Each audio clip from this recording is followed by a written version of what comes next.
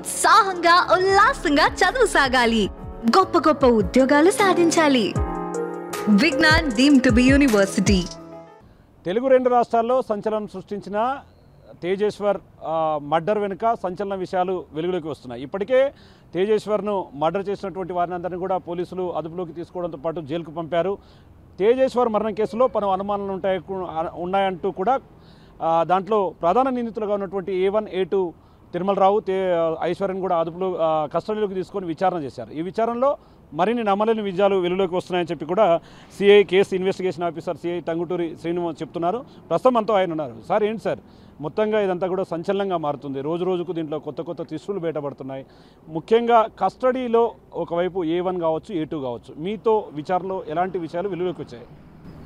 Sir, ఈ కేసులో మేము విచారణలో భాగంగా కోర్టు ఆదేశాల మేరకు A1 తిరుమలరావు మరియు A2 ఐశ్వర్యని కస్టడీలోకి తీసుకోవడం జరిగింది. ఇద్దరిని విడివిడిగా విచారించడం ప్లస్ ఇద్దరిని కలిపి కూడా విచారించడం జరిగింది. మాకున్న డౌట్స్ క్లారిఫికేషన్ చేసుకోవడం. దీంట్లో క్లారిఫికేషన్లో మాకు వచ్చింది ఏంటి అంటే, ఐశ్వర్య పెళ్ళైన తర్వాత అడ్జస్ట్ కాలేక, తేజేశ్వర్తో అడ్జస్ట్ కాలేక ఇతన్ని చంపేస్తేనే నేను ప్రశాంతంగా ఉంటా అనేది, నీతో రాగలుగుతా, ఇతను బతుకున్నంతసేపు అయితే నేను నీతో ఉండలేను అనేది క్లియర్గా ఒత్తిడి పెట్టడం జరిగింది తిరుమలరావుని. ఈ విచారణలో భాగంగా కూడా ఆమె కూడా చెప్పింది, అవును ఇతన్ని ఏదైనా చేస్తేనే నీతో వస్తా అని చెప్పాను సార్ నేను వీళ్ళతోటి అని చెప్పడం జరిగింది. దీన్ని ఆసరాగా తీసుకొని తిరుమలరావు వాళ్ళందరికీ సుపారీ ఇచ్చేసి, నాగేష్ వాళ్ళకి సుపారీ ఇచ్చి హత్య చేసినట్టు తెలుస్తుంది.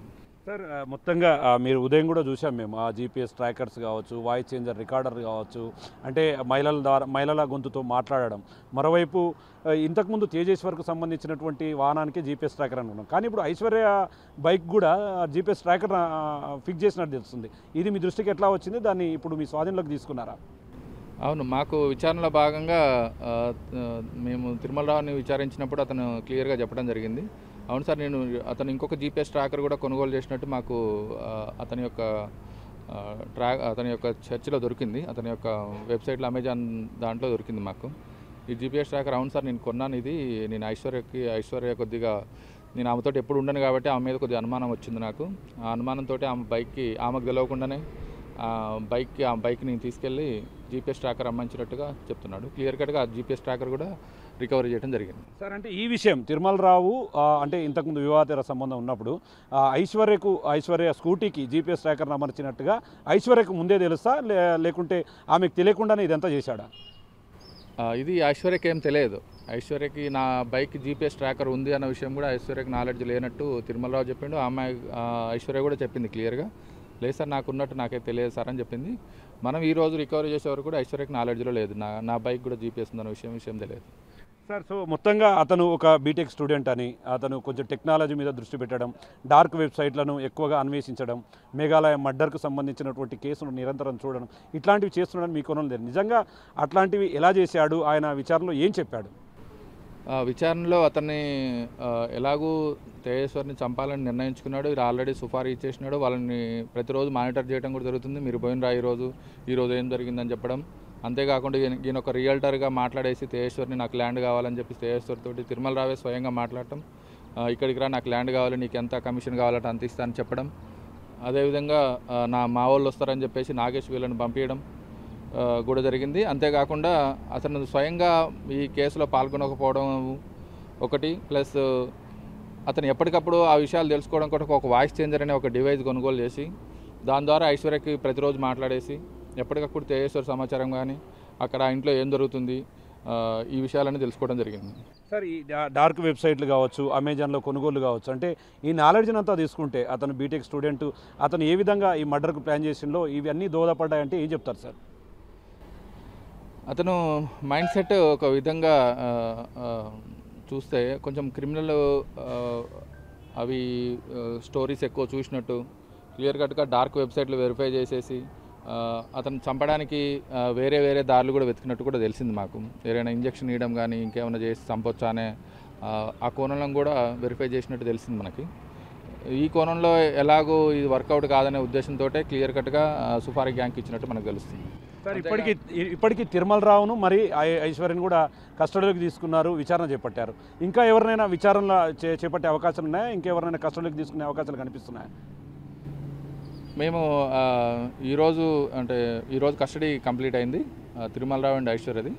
ఐశ్వర్యాల మదర్కి కూడా ఈమె చెప్పిన సమాచారం ప్రకారం ఐశ్వర్యకి నాకు బలవంతంగానే పెళ్లి చేసింది సార్, మా అమ్మ నేను చనిపోతానే ఉద్దేశంతో చేసింది అనేది ఐశ్వర్య చెప్పడం జరిగింది. అంతేకాకుండా తిరుమలరావు వాళ్ళ ఫాదర్ కూడా తిరుమలరావు ఫాదరు ఎవరైతే ఉన్నారో అతను ఈ అమ్మాయి ఎప్పుడైతే బెంగళూరు అంతకుముందు ఎంగేజ్మెంట్ క్యాన్సిల్ చేయడానికి బెంగళూరు వెళ్ళింది, బెంగళూరు వెళ్ళినప్పుడు తిరుమలరావు వాళ్ళ ఫాదరే అక్కడికి వెళ్ళి బెంగళూరు వెళ్ళి ఐశ్వర్యను తీసుకుని వచ్చి వాళ్ళ తల్లిదండ్రులకు అప్పగించడం జరిగింది. ఈ విషయాల్లో కొన్ని అనుమానాలు ఉన్నాయి. ఐశ్వర్య వాళ్ళ మదర్ని మరియు తిరుమల వాళ్ళ ఫాదర్ని కస్టడీలో తీసుకునే ఆలోచన చేస్తున్నాం. ఇది ఆఫీసర్లతో మాట్లాడేసి డిసిషన్ తీసుకుంటాం. సార్, సో మొత్తంగా ఈ సుపారీ గ్యాంగ్కి సంబంధించి అంటే తిరుమలరావు సుపారీ గ్యాంగ్ని మాట్లాడడం, సుపారీ గ్యాంగ్ తేజేశ్వరం మర్డర్ చేయడం, అతనికి సంబంధించి కత్తిపోట్లు ఉన్నాయి, కొంత దానికి సంబంధించినటువంటి సమాచారం అంటే ల్యాబ్కి కూడా పంపించినట్టుగా తెలుస్తుంది. ఇంకా ఏమైనా దొరకొచ్చు అనే కోణంలో కూడా అవి ఎంతవరకు వస్తున్నాయి? కేసు అప్డేట్ ఏముంది సార్? ఇది విచారణలో భాగమే. ఇదంతా యాక్చువల్లీ ఎఫ్ఎస్ఎల్కి పంపించడం అనేది ప్రతి కేసులో జరిగేదే. ఆ కేసులో భాగంగానే మేము కారులో మాకు కొన్ని బ్లడ్ స్టైన్స్ దొరికినాయి, కొన్ని కాటన్స్ తోటి పంచుల సమక్షంలో మేము అవి కలెక్ట్ చేయడం జరిగింది. అవి ప్లస్ తేజేశ్వర్య సంబంధించిన డెడ్ బాడీ దగ్గర వచ్చిన ఒక బోన్ ప్లస్ తేజేశ్వర్య ఫ్యామిలీ వాళ్ళ డిఎన్ఏ సపోర్ట్స్ అన్నీ కూడా డిఎన్ఏ సెంటర్కి పంపించడం జరిగింది.